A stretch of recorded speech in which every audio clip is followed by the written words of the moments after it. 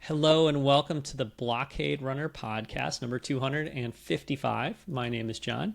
Joining me, as always, is Ryan. What's up, Ryan? Hello. Hi. Good evening. Good evening. Good evening. It's been a while since I've seen your face, Ryan, and it's been a while since we've recorded this podcast. So, famous last words and all that. I, at this point, I feel like I don't even need to explain myself when. Last time we recorded, I was like, we're going to do it more often now because it's summertime, because we have not done it more often. We've done it less often. So it's been a little while since we've done the podcast. I went on vacation, and Ryan, you got a whole new job, I think, didn't you? I did. Yes. Yep. I did that. And it's like a 12-month job. What? It's like a 12-month job. Like, you have to work 12 months. Like, you're always working now, right? I'm always working now, yeah. Yeah. It has been, well, basically, for those keeping track at home, I have been, we've both been teachers for many years. And But only one of us has ascended beyond that position. You know what I mean? I don't know. Jury is still out. No, right? It's beyond. But yeah, I had the opportunity to move into an assistant principal role. So I have been kind of onboarding for that before the upcoming school year, and it has been some long days. That's been the vibe. Yeah, well, congratulations. That's cool. Thank you. Thank you. I am what you've grown beyond, as you are now an administrator. So I think that's great. But yeah, so we've both been busy. And then I leave on Saturday to go to Iowa, which is just one state to the west of me. But I will be spending 7 or 8 days in Iowa riding my bike from one side of it to the other. It's an event called Ragbri, which I bet some of our listeners are familiar with. Ryan, are you familiar with that? Yes, I am actually. Okay. One of my wife's friends has done it before.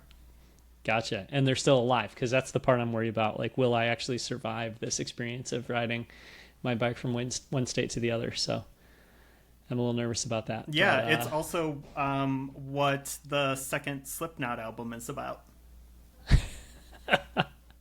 So the second Slipknot album, is that the one called Iowa? Yeah. Okay. And so that's the album, why it's so angry. The album it's Iowa. It's about that bike ride.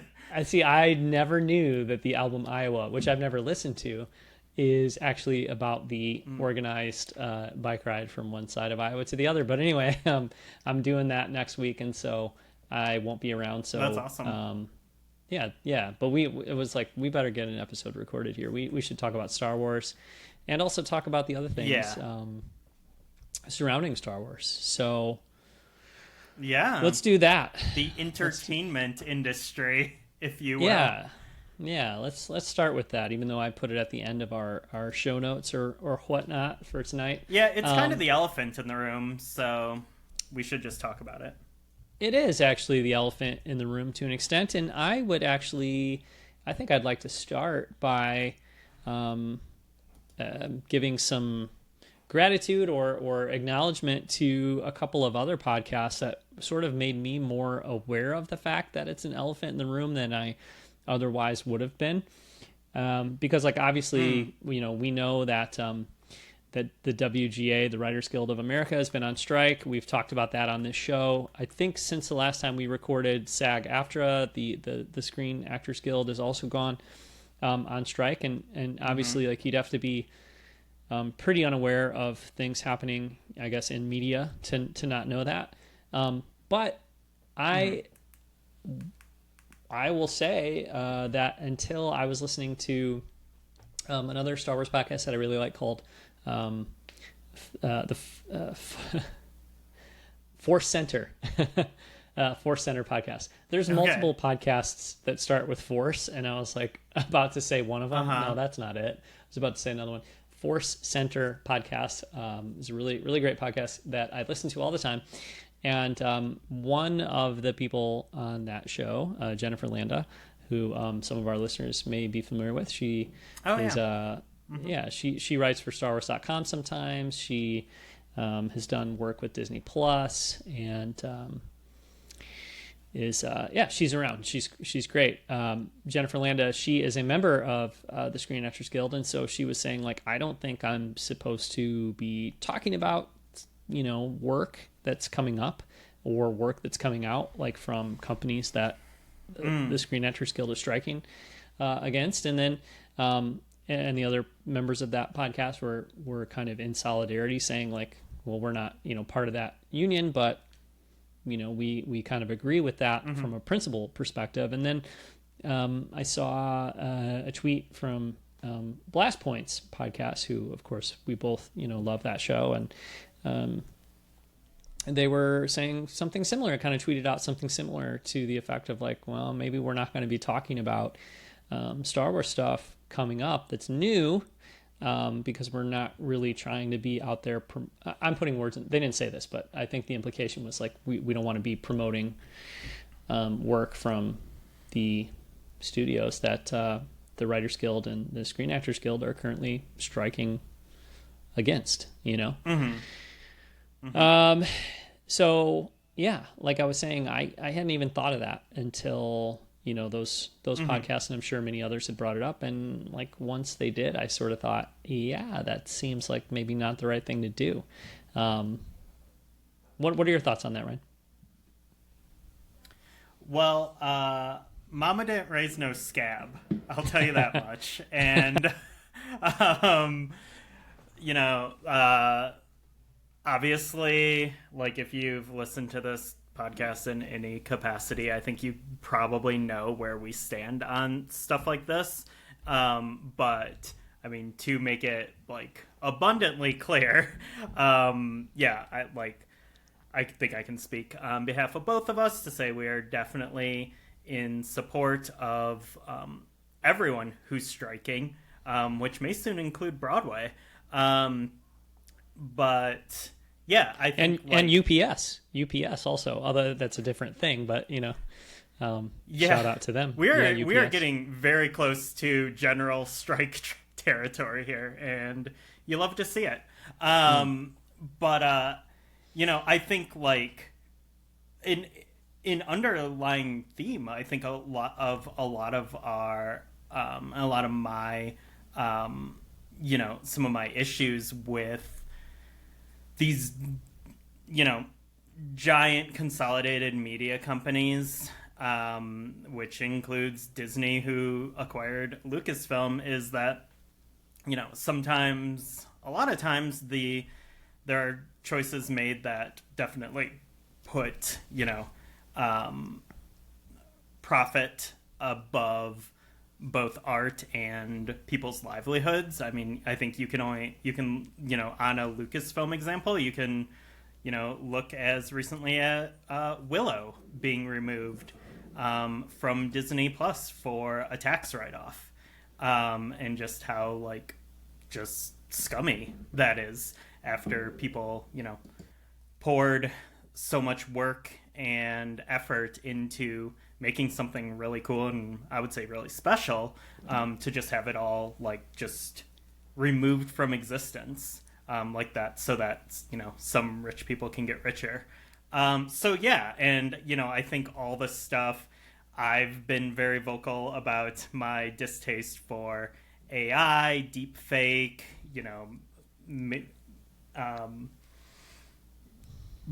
using actors' likeness who are not with us anymore, that sort of stuff. And that's, like, one of the things that is at the center of this whole strike, and along with, like, better living wages for writers and actors as well. So yeah, long story short, like, I am definitely in support of this strike, and I am fine with this industry shutting down until it can, get itself right. So where that kind of leaves us as, just fans outside of the industry, consumers, basically.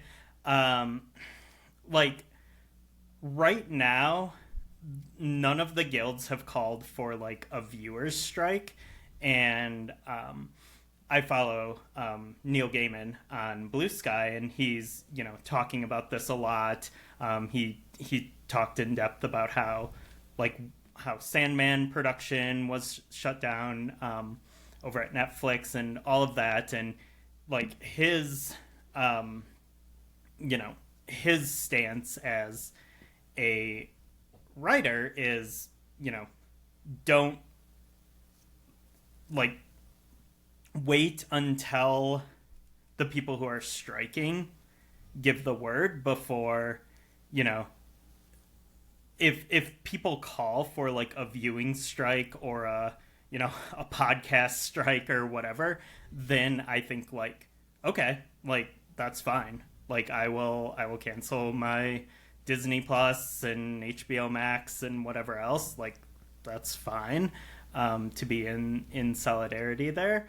But until that time, like people are saying that it might not serve the purpose that people think like a boycott would, because it would just make these companies like double down on how they're not making enough money from streaming, so they can't possibly pay better wages and that sort of thing. So I think like, if that's what the SAG and WGA, like if they're like, yep, this is the next step, we've talked about it, we've decided this is the next step, then yeah, I think if we get word, like I will happily do that. But as of right now, like that's not what anyone's saying.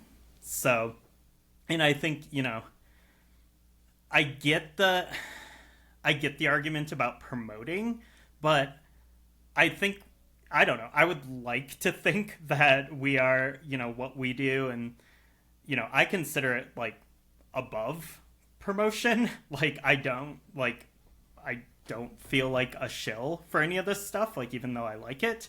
I think I can be critical of it, and I think when Ahsoka finally comes out, there's probably a 50-50 chance that I'm going to be like, hey, this is really good, I like this, you should check it out, or maybe not really worth your time. So I don't know. I don't feel like we are a promotional machine in any way. So that's where I stand on it. What about you? Where are you at with it? Well, I find that I mean, my thoughts are evolving, and I think like I was saying earlier, I didn't have a lot of thoughts. I mean, I had thoughts on the strike, which is like you said, I definitely echo, what you said, in that, like, I completely support it. And, I'm fine with waiting. It sucks if I have to wait another year for Stranger Things, but I will. If I have to wait another year for the new season of Stranger Things, like, I'll do that, because I would rather have the people who create it be fairly compensated. And not only that, I mean, I think like that. I think it's important to think about more than just the short term. Like, oh, I wanted to see this movie, I wanted to see this show, whatever. Like, and now I have to wait a little longer for this movie or this show. I think hopefully what's happening with these strikes is fixing major problems with the industry that will, have very, very long lasting effects. Right. And so it's like, it might be uncomfortable now, and it's not uncomfortable for me. I'm not making any sacrifices. You know what I mean? I'm not the one on the picket line. I'm not the one who's not getting paid right now. I'm not the one who's like, to be clear, this is not uncomfortable for me. This is easy for me. You know what I mean? But if for the people who are striking, like, it's uncomfortable, it's difficult, but like, I think it's in service, hopefully, of something that will impact a huge community of people for a very, very long time. And it needs to be done. You know what I mean? So yes, very much in support. Yeah,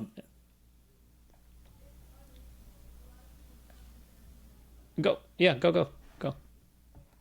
Okay, it's like you were saying, like it's something like the industry as it is right now is not sustainable. Like if studios are really going to have actors come in for one day, motion cap them, and then own their likeness to use however they want with like AI generated films and stuff, like that is not sustainable. It's not sustainable for people who are running these companies to get just absurd amounts of money and getting more money because they're like canceling and removing content. Like this has to happen, like, or this industry will just like not exist at this rate because of some people's greed. So yes, Yeah, it's like and short-term sacrifices for the long-term health of an entire medium.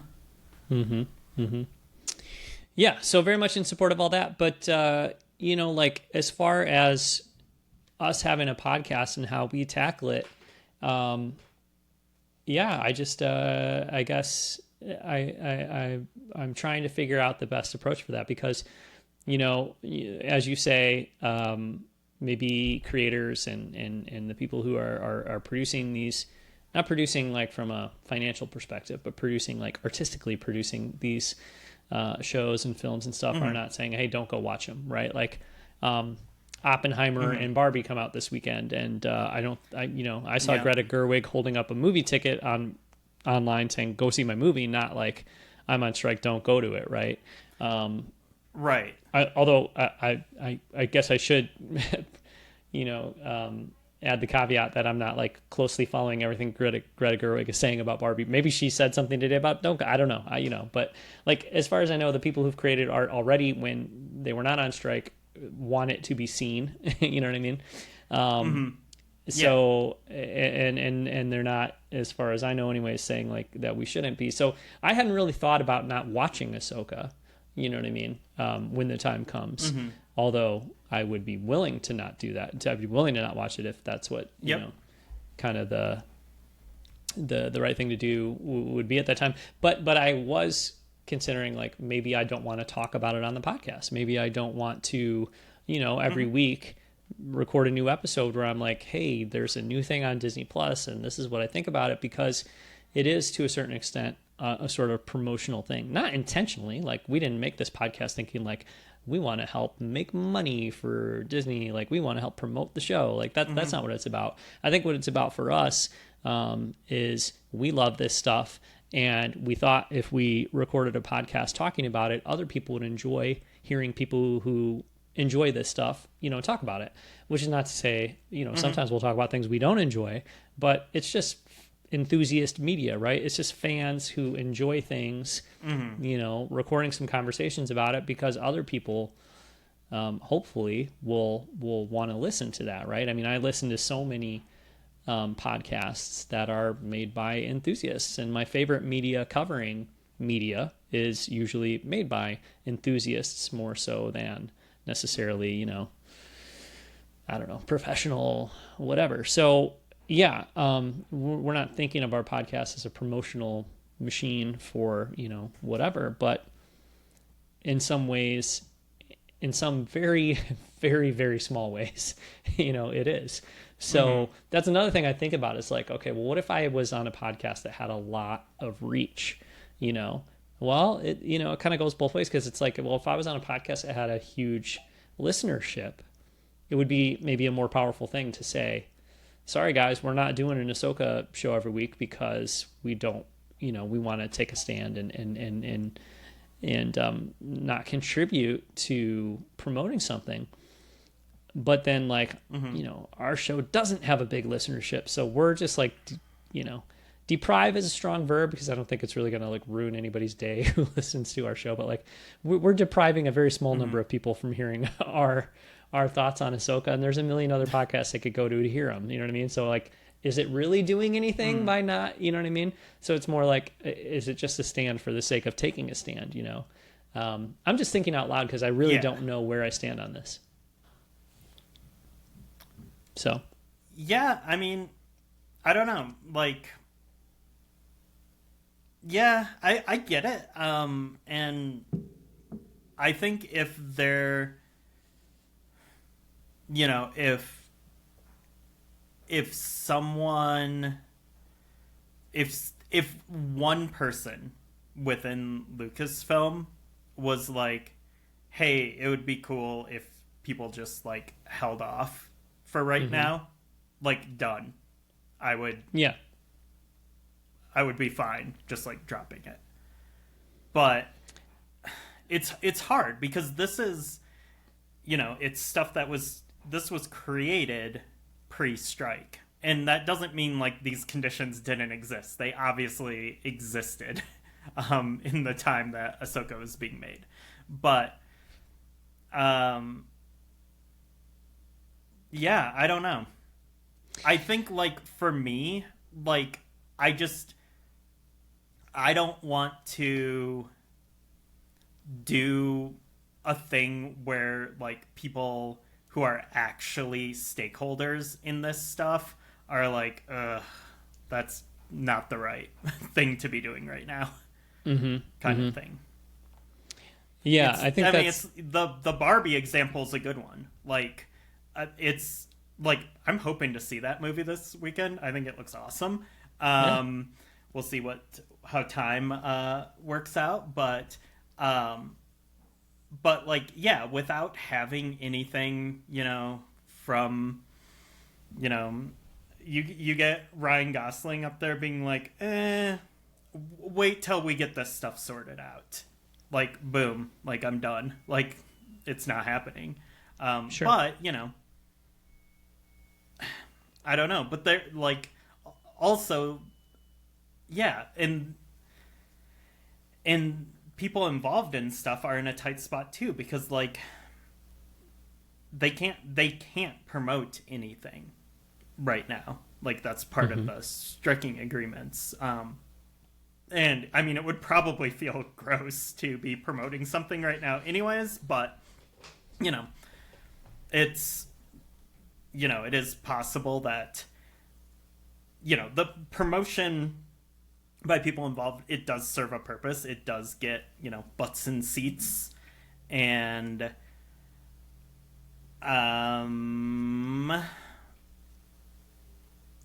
you know, I don't want like, you know, if something like Barbie does poorly in the theater this weekend, if it has like a really low opening, and then like the takeaway is like, you know, studios are like, oh, that movie was too out there, it was too progressive, we need to like, you know, if we're doing these kind of licensed movies, we need to, the takeaway here is like we need more conservative like entertainment when it comes to this stuff.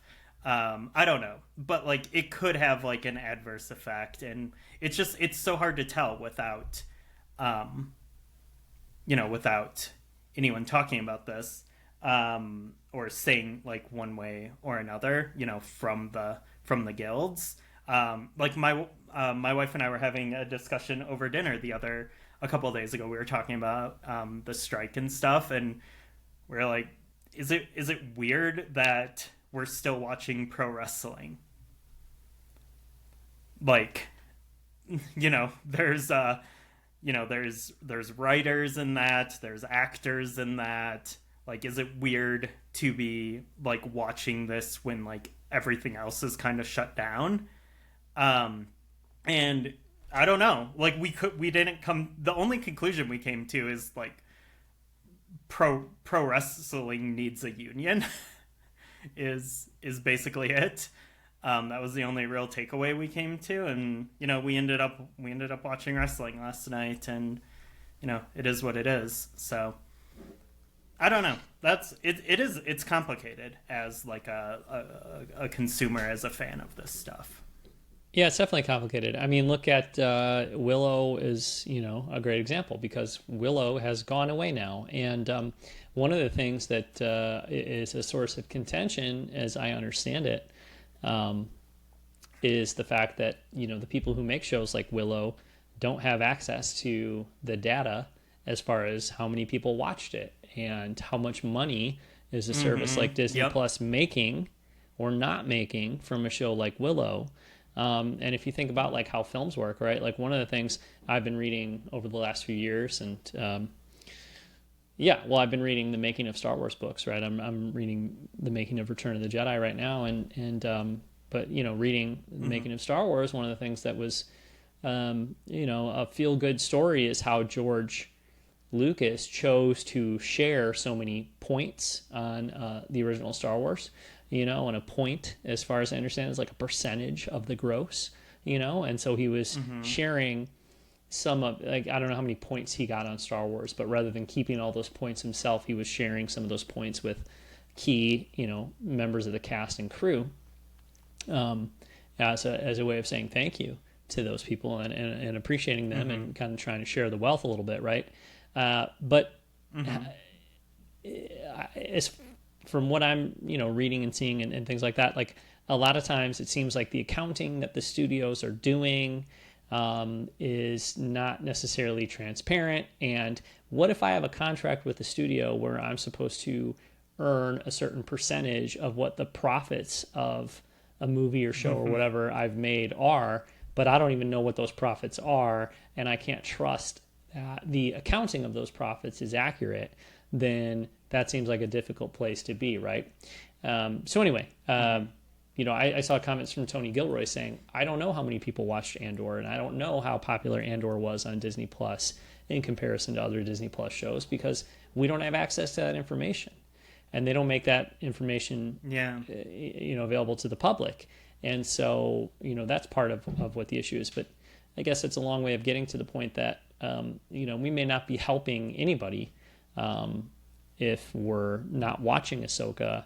And again, I don't think it really makes a difference if our little podcast talks about Ahsoka or not. But, in principle, at least, it might not be helping things in that regard either. So I don't really know what the right thing is as far as all this stuff goes. But I guess it'll be a fluid kind of thing for us, right?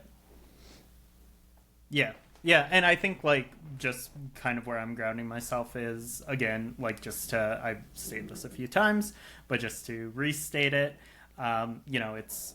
it's what the stakeholders say, like, what the the guilds say, and that, and not to blindly following whatever David Duchovny says or anything sort of way, but when the guilds speak up, and if they call for a viewing strike or a enthusiast promotion strike, that's when I would take action. Personally. Yeah. But if I see, if I see compelling reasons, I think from other sources, then, we can kind of discuss it and kind of see and, listen to the community and stuff as well. Right on. Yeah. And I have to say, I haven't been super present on Twitter, and, I'm not really sure what kind of conversations are being had about this stuff either. I'm not seeing too much, so I'll try to keep an eye a little more as we get closer. So, all right, well, that's 28 minutes on the topic of if we should discuss Ahsoka or not, and just, I guess, the strike in general. Where do you want to go from here, Ryan? We've got a little bit of time. We can talk about the Ahsoka trailer, which came out.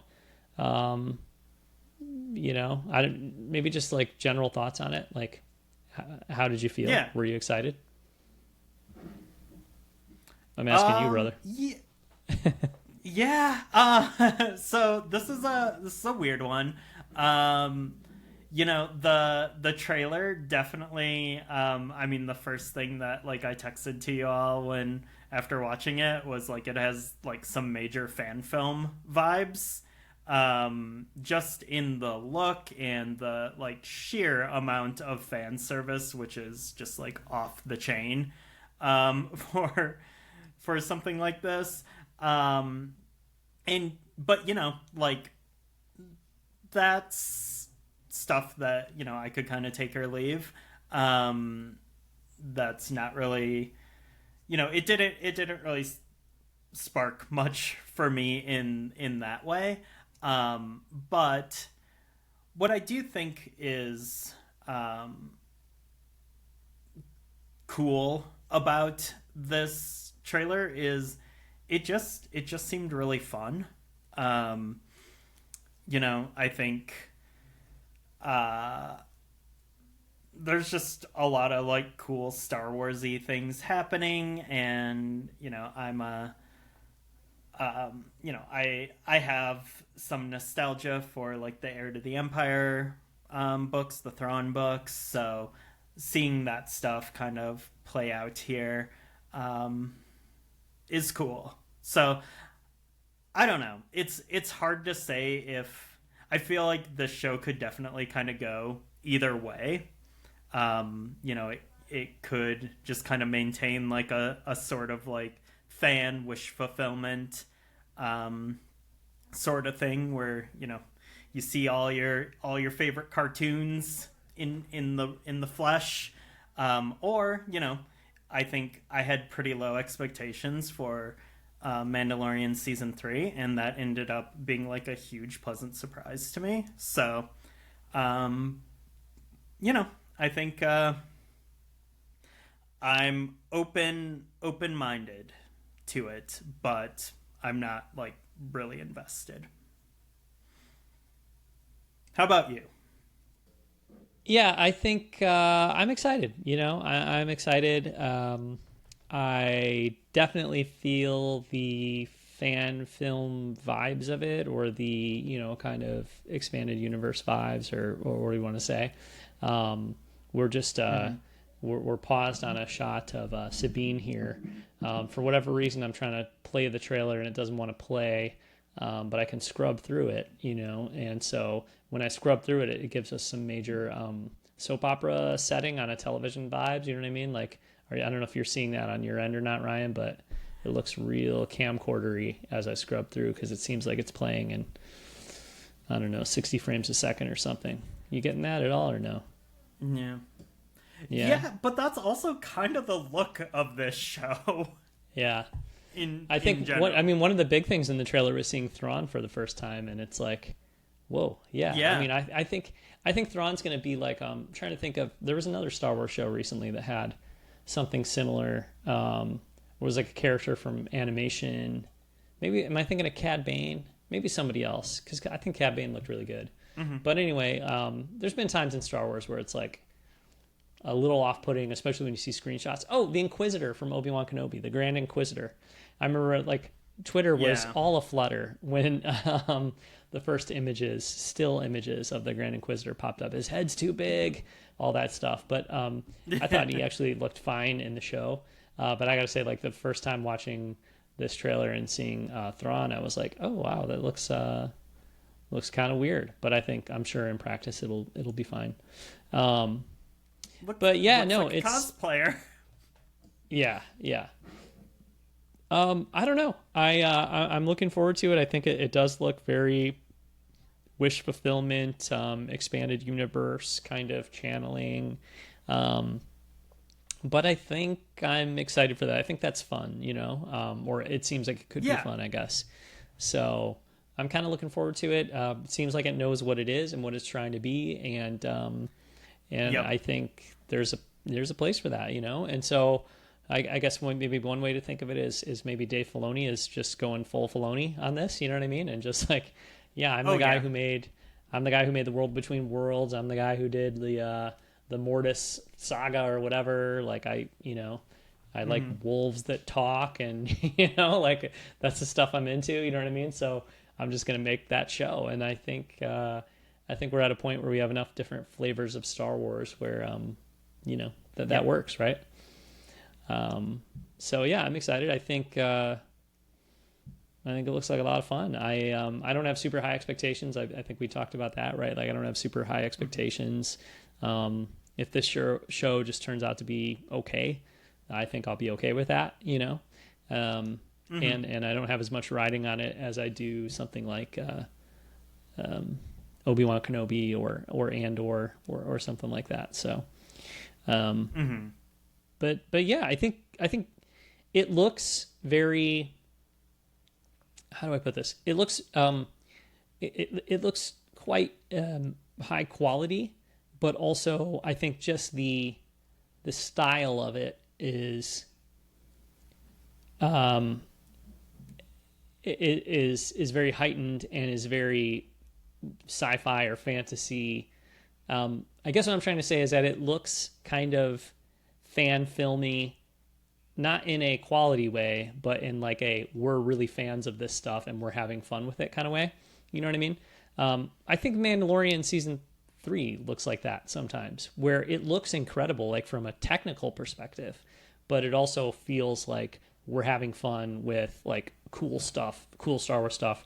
We're just throwing it all out there and having fun with it, you know? So I'm trying to say that this has a very unique style and look to it without sounding like I'm criticizing the technical or artistic kind of execution of it. Cause it all looks great to me, but it also looks kind of silly in a good way to me as well. Yeah, I think there's kind of like a thin line between those two things, that this show is kind of walking, and I would say Mandalorian across all 3 seasons kind of did. It's very much so like an extremely digital production. It doesn't look the way something like Andor or a Star Wars film typically looks. And that it is what it is. Like, that is the I don't know. It's the cost of the sheer quantity of Star Wars things we have now. They can't all have the budget and artistic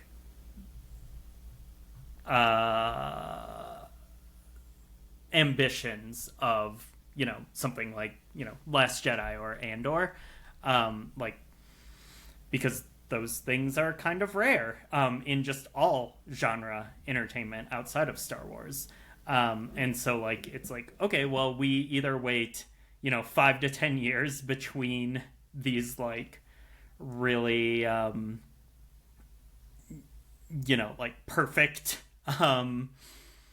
Star Wars projects, or we get a few things a year, and not everything is really at that level, I guess. But it also seems like it doesn't even aspire to be those things. You know what I mean? Like No. To me, it seems like it wants to have the look that it has. You know what I mean? Like it wants to look pulpy, or it wants to look heightened. You know what I mean? So, because I think that doesn't feel good. Like when you're watching, like there's a few moments maybe in Obi-Wan Kenobi where it feels like it wants to be more like what you're talking about, but it feels more Sci-Fi Channel. You know what I mean? Whereas like I'm watching this and it feels like it's just like, we're Sci-Fi Channel, let's go. You know what I mean? Like it doesn't even seem like it's trying to be something else. And I don't know that that's a budgetary thing as much. I mean, it's probably at least partially, but like it also seems like it's just an identity thing. Like we know what we are and what we want to be, and what we want to be is a fun kind of comic booky sort of take on more comic booky, or more kind of and I understand, like there's plenty of comic books that don't fit the way I'm using the term, but more pulpy, more kind of just fun sort of take on things. So, well, I mean, it's where your priorities lie, and I think you have someone like Tony Gilroy who's like, no, we are going to use real sets. We're going to build these sets. We're going to like I'm going to specifically coach actors to not act like they're in a Star Wars thing. And, that's like his vision for it. And I think, someone like Dave Filoni like is like, no, I don't care if we shoot this like all on the volume. Like I want the most like his vision of Star Wars. I want the most of that, and I just want like people to see these characters and they're going to like act super Star Warsy and have like one-liners and all this, and that's like the priority here. And I think it's just like a different approach. And I think it's cool that we can have these different flavors in the Star Wars buffet. Yeah, I'm really curious. The last thing for me on Ahsoka here on the trailer and my anticipation is, as someone who loves Rebels, I'm pretty curious to see how all of the Rebels characters and the Rebels elements are going to kind of translate into live action, and how I'll feel about those things, because we've known for a long time that the Ahsoka show was going to be a major like Rebels reunion and feature a lot of Rebels elements. But I think this trailer, more than any previous promotional material, has been like very like, this is Star Wars Rebels. I mean, we see Sabine on a speeder on Lothal going down one of those long like highways that we saw a million times in Rebels. Plenty of like action shots of Chopper in battle, lots of footage of Sabine, lots of footage of Hera, dialogue from Ezra. I mean, it's very, very Rebels, right? Like super, super Rebels. And I love Rebels. And so I'm just curious to see how it'll all translate, and how I will feel about it. I have no doubt that these characters and the actors portraying them are going to be great. Like in terms of, if you didn't watch Rebels and you were just watching, like you watched Mandalorian and you watched Book of Boba Fett, now you're going to watch this Star Wars TV show, but you weren't really familiar with Rebels. I bet they're all going to be completely just, you'll just accept those characters, right? But like, I remember watching the first episode of The Mandalorian that featured Ahsoka in live action and feeling like, it kind of feels like Ahsoka, but it kind of doesn't feel like Ahsoka to me. You know what I mean? Like there was like a real kind of, and guess what? Like when you take a character who is animated and you translate that character into live action, they probably need to change, right? They probably can't be quite the same. I know Lars Mikkelsen has talked about how he's had to adjust his performance of Thrawn between animation and live action, and one thing works in animation, it might not work in live action, right? But still, as somebody who loves that show Rebels, I wouldn't say I'm nervous or worried about it, but I'm very curious to see how each of these characters is gonna kind of come off in live action.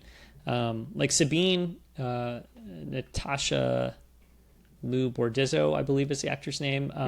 I think I've been most impressed by the footage I've seen of her, but like not hearing Tia Sakar's voice as Sabine, it's just like, it's still a little off-putting, you know what I mean? And it's nothing to do with the performance or the actor necessarily, but just like I've spent so many hours with Tia Sakar playing that character that it's a little tough to hear someone else playing that role, even if I think they're doing a great job. So I'm just curious to see how that will all shake out when I watch the show. Yeah, totally. Like I like Rebels. It's not really my favorite like Star Wars thing, or like towards the top of my list even. So that stuff isn't really, I kind of hadn't even really thought about that stuff. It was more like, oh yeah, there's those people. They're just kind of like Star Wars characters to me. So Yeah, I don't know. I guess it's definitely going to be like, I think it'll be like the cave in Dagobah. Like it's whatever you bring in there with you is going to be your experience. Yeah, it's a great point, and I'm bringing a lot with me, so I'll have to try to keep that in check. Yeah. That's a great point. All right, cool. Well, I mean, we're both looking forward to Ahsoka in our own way, and it's kind of wild that we're getting close, to Ahsoka, and it might be our last new piece of Star Wars content for a while, considering all things considered. Yeah. Yeah, although Skeleton Crew Could might be. be done or close enough to done. That might be on the way still, but anyway, Ahsoka will be here soon, and we'll see what comes after that. But to reiterate what we already belabored for 30 minutes almost, whatever will be as far as more Star Wars content in the future, because we definitely want to support the writers and actors and other creative people who are on strike right now, and it's okay by us if we have to wait a little while for some new Star Wars stuff. And you know what? There's a lot of old Star Wars stuff out there, Ryan, that I would love to go back and enjoy and don't really have time to all the time, right? So I think there's plenty of Star Wars out there if we have to take a little break from new Star Wars. Yeah, it's still like it's crazy to me how much I absolutely loved Andor. Like, it's one of my favorite Star Wars things ever, and I've only watched it once. Yeah, I only watched it as it was airing, Yeah. which is just wild because I have rewatched some pretty garbagey Star Wars stuff.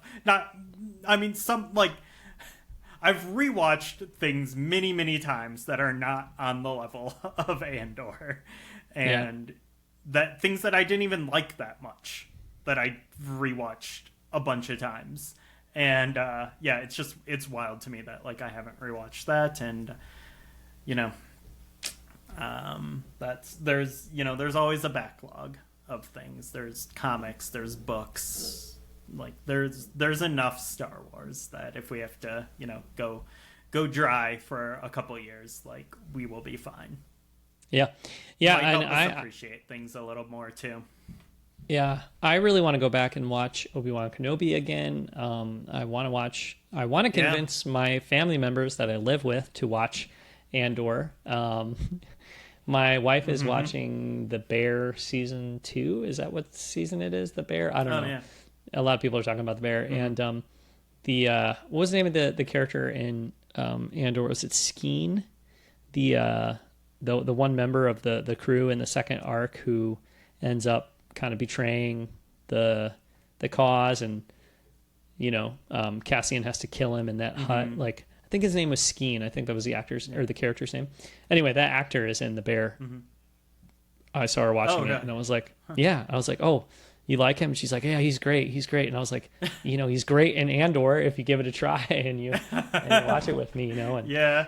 anyway, so we'll see. But there's a lot to rewatch. And also there's a lot of great like old Star Wars content, like games and books and comics and things like that, that we can always go back to.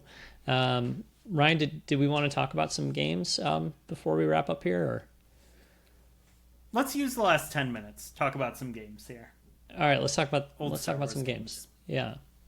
We'll just go through them real quick. So, okay. I do a lot of old video game collecting. I have a collection of those things, and I'm always going to local shops. I'm always on the hunt, and one of the things I'm always just kind of looking for are older Star Wars games. And I hit the jackpot at one of my local stores recently. I bought a Sega 32X to go on plug in on top of my Genesis, and I got a copy of Star Wars Arcade, And also, then like the next weekend, I was out shopping and I found copies of Star Wars Episode 1 Racer and Jedi Power Battles for the Sega Dreamcast, which are games that I own on other platforms, but the Dreamcast versions are, you know, better versions of the N64 and PS1 games. So yeah, I've been playing a lot of old Star Wars games recently. Nice. Yeah, I saw that you had posted about the 32X Star Wars game, Star Wars Arcade, on your standard definition gaming account, and so I played that a little bit earlier today. I went to the Galloping Ghost Arcade in Chicago last weekend for my son Owen's birthday, and played some Star Wars games there. I played the Star Wars Trilogy arcade game, which is different than Star Wars Arcade that was ported to 32X.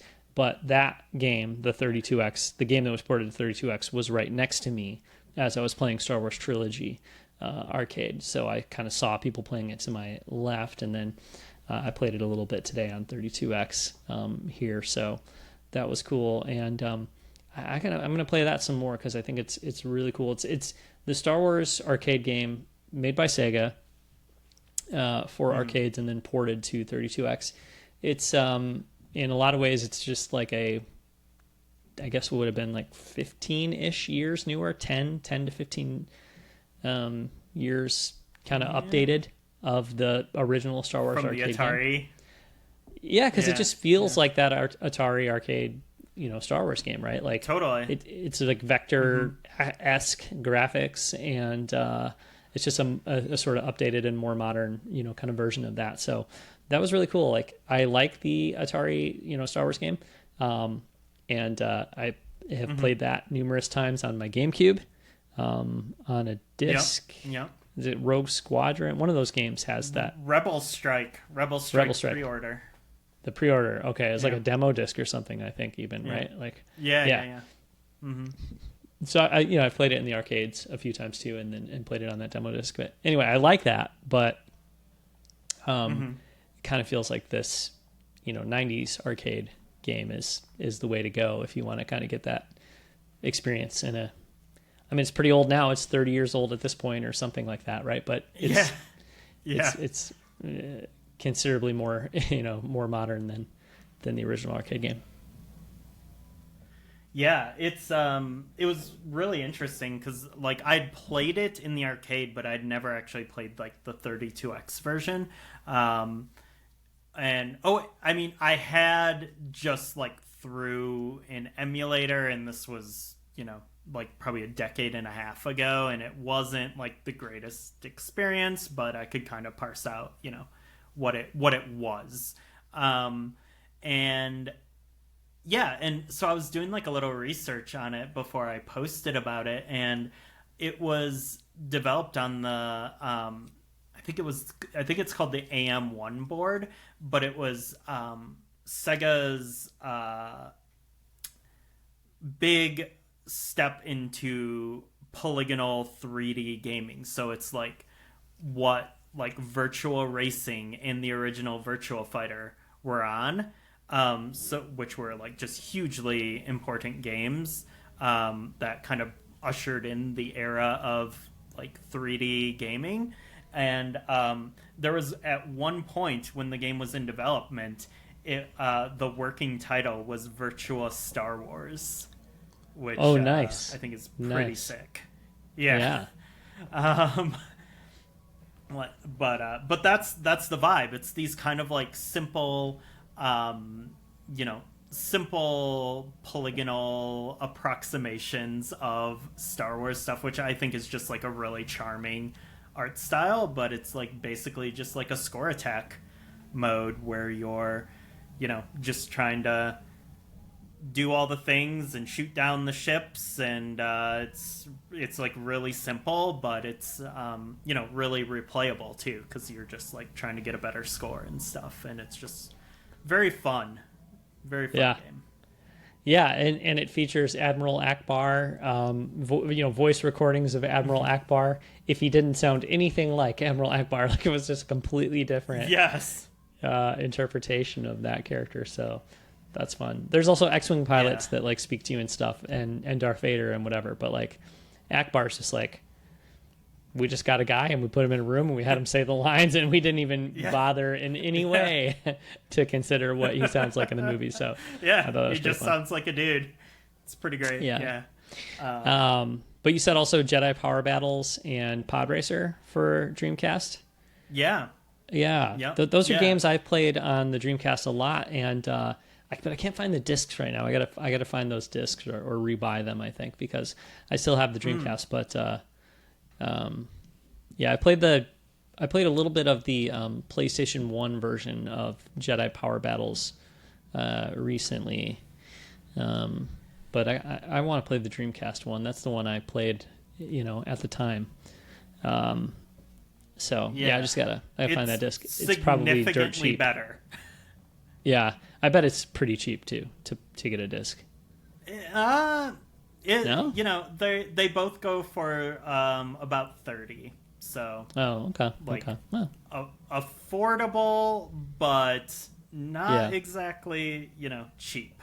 Not an impulse buy. Like they were definitely ones that I'm like, okay, I want this. Let me check the condition of the manual and everything to like make sure I want to spend the money. But I'm really glad I did, because like I had just recently played a bunch of Star Wars Episode 1 Racer on N64, which is a game I love. But it was like very fresh in my mind what that game looked and felt like, and the Dreamcast version is just like such an improvement visually. The visuals are just so much more clear, and less muddy and everything. They are the same game though, because they are the same game though. Okay, because the arcade game is not the same game. It's a different game. Okay. No, that's totally different. Yep. Okay, gotcha. And then with Jedi Power Battles, they like completely reworked that game from the PS1 version. It's almost like a remake. Wow. It's way more than just better visuals. There's better checkpoints. It controls better. It's more responsive. It's less difficult.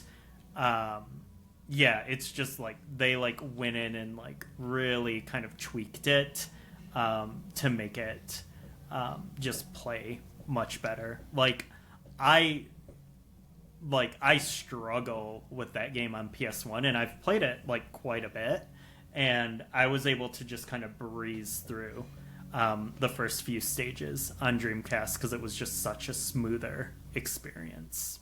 It feels really clunky on PlayStation 1. I feel like it feels very... it's really slow. Yeah. The button, it's not movement, and attacks and jumping are just not responsive.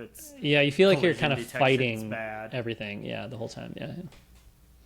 But it's really smooth on Dreamcast. And I played it a fair amount on Dreamcast. I was like, I had that disc, and I mostly played Virtua Tennis, but I did play a lot of of that too. So I don't know where I put that disc. I still have my Dreamcast. I still have both controllers. I still have the little carrying case I bought for it at Circuit City.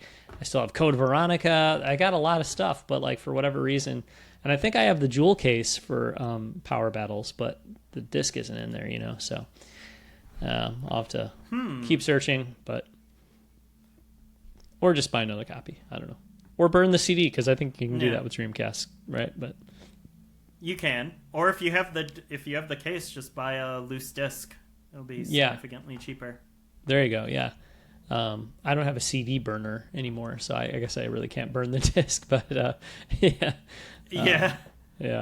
So, all right. Maybe we can wrap up there, Ryan. I did watch the Return of the Jedi Creatures feature, and took a few notes on that. Creature feature, yeah. I'll just mention it briefly. Maybe we'll come back to it at some point in the future. Our friend and listener Ian suggested that we talk about that. But that was kind of like I had said that we were going to maybe in our next episode talk more about Return of the Jedi, and then we didn't record a podcast for multiple weeks, and so it's been a while since we kind of talked about that stuff. And anyway, but I did watch that documentary, which I'd seen before. What is the name of it? I need to look that up. It's from Creatures. Let me see. I'm almost there, Ryan. This is great. Classic Creatures. Great. That's what it's called. Yeah, Classic Creatures. Classic Creatures. And so that was a little documentary that came out in 1983. I was 1 year old, so I don't remember that. But I've heard other Star Wars fans who were of age at the time say that it was a great thing because they didn't have access to Return of the Jedi at home. You know, they saw it in the theater once or twice, but, you know, they couldn't, you know, really watch the film again for years. And so, you know, having that documentary, like, that was, you know, shown on, I don't know if it was shown on HBO or ABC or, you know, something, but a lot of people had recorded it or whatever. It was just like a way to see some of that stuff again. So that's cool. But yeah, there's just like, there was a lot of great, you know, kind of elements of it. It's like, it's narrated by mostly Carrie Fisher, but Billy D. Williams does some narration as well. And it's just so kind of charmingly corny to have these actors very obviously reading the script, but it's, you know, that 80s kind of like classic television thing where it's like they're reading the script off of a cue card in front of them, but they're looking right into the camera and they're playing it off as if it's just something they're saying to you in the moment, you know what I mean? And so it's just so like kind of funny and corny in that regard. I would love to see, like, can you imagine like Daisy Ridley and John Boyega and you know, the modern cast doing something like that? I feel like that would be so fun. So that's one, you know, kind of great element of it. It features a ton of, because there's narration and, like I said, these actors kind of introduce certain segments of the documentary, but there's just a ton of like behind the scenes B-roll of Phil Tippett and, you know, other, you know, members of the ILM team, like building these creatures and working on this stuff behind the scenes. And, you know, you get to see like the mechanical innards of Jabba the Hutt, or, you know, like all that kind of stuff. It's like, it's really, really cool. And there's a ton of great footage of behind the scenes stuff. So even if I wouldn't suggest this, but even if you were to watch the documentary, like with the sound turned off, right, there's just a ton of great, you know, B-roll of these creatures and these artists, you know, creating them. And I think it's worth watching for that reason. I'm sure you've seen this before. Like, I had seen it before, but it had been a lot of years since I've watched it. Do you have any recollection of that documentary, Ryan, or no? It's like kind of sounds familiar. Where would one have watched it before? Good question. I know it was released on VHS at some point. I assume it's on the DVD release of the original trilogy or the Blu-ray release of the original trilogy. I didn't even check to see if it's on Disney Plus. I think it is, but I had at some point bought Return of the Jedi on iTunes or whatever, you know, like the digital version of Return of the Jedi. Or maybe I just got a code with the 4K disc. But anyway, like, I just opened the movie up on the iTunes or, you know, Apple TV app or whatever, and it was there in the bonus features. So I just watched it that way. But I think I probably first saw it on DVD or something. I don't know. Yeah. Cool. Yeah. Yeah. If it was a DVD bonus feature, then I probably watched it at some point. Yeah. But there's a great line in there. I think it's the Blast Point guys. I don't know. I've heard people quote George saying that with the Ewoks they dared to be cute. That's what they were doing with the Ewoks. Oh, yeah. And that, yeah. That line is in the documentary. I've heard that here. line Yeah. Yeah, which is great. Dared to be cute, which I love. So that was a highlight.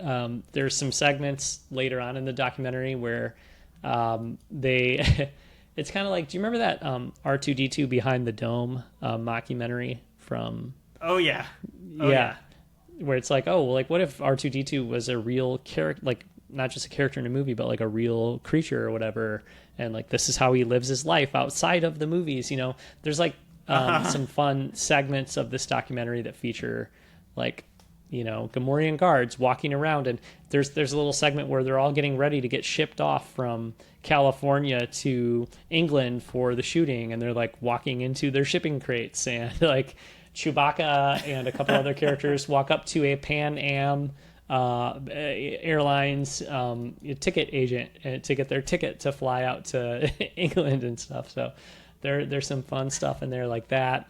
Love it. Yeah. And another like really great part of this documentary, and I mean it was very obviously like made for like, you know, ABC or something like that, where it was made for a very general audience and to be shown like on primetime television or whatever, you know. But that being said, it does kind of briefly highlight the history of special effects. Like it shows clips from Godzilla and from Frankenstein. It talks about how Phil Tippett took things that he worked on for Dragon Slayer and, you know, brought them into Return of the Jedi. And so it does, even though it's very silly and it's very broad, it does do its best, I think, to honor the legacy of special effects and the history of that. And it even kind of does like a little bit of the light and magic thing where it's like, yeah, everybody knows these special effects are cool, but like let's learn about the people, the individuals who created these things, you know. Not a ton. I mean, you're talking about a few minute or two long segments or whatever, but it does kind of make you familiar with the people behind some of these great, you know, magic tricks and illusions and stuff like that. So in that regard, it's really cool. So yeah, if you're listening and it's been a while since you've seen it, you could check for it on Disney Plus. I bet it's on there. But definitely if you have the Blu-rays or the digital release of Return of the Jedi, you can access it there, and it's pretty fun. So good suggestion from our friend Ian to talk about that, and we didn't quite do it justice, but wanted to share a few thoughts on that at least. Cool. Yeah. All right. I'm going to go ride my bike from one side of Iowa to the other. Ryan, you are going to go administrate for the next week or two, and then we'll reconvene. Yeah. Yep. Yeah. Sounds good. All right, cool. Hey, I did make a blue sky for the Blockade Runner, which is cool. Yes. You gave me the invite code, Ryan, because you're like a Blue Sky original or something. You've been on there forever. For a little bit now. I mean, couple months. Long enough to get codes, right? Yeah. You don't just get those right away. They don't give those to any Tom, Dick, or Harry. It's like right? You get like one a month if you're like an active user, I think. Yeah. Okay. Well, we're on there. We're on Blue Sky now. Mm-hmm. So the Blockade Runner, and I think it's the Blockade Runner. I don't know. You'll find us on Blue Sky. You're listening. You're probably not even on Blue Sky yet because it's still in beta. Yeah, search Blockade Runner. We'll pop up. Actually, I'm pretty sure the account name is Blockade Runner, not the Blockade Runner, but Blockade Runner. On Twitter, we are Blockade Run, because it wouldn't let me go all the way through Blockade Runner. But I think on Blue Sky it's Blockade Run. So if you're listening and you're on there, blockaderunner.bsky.social.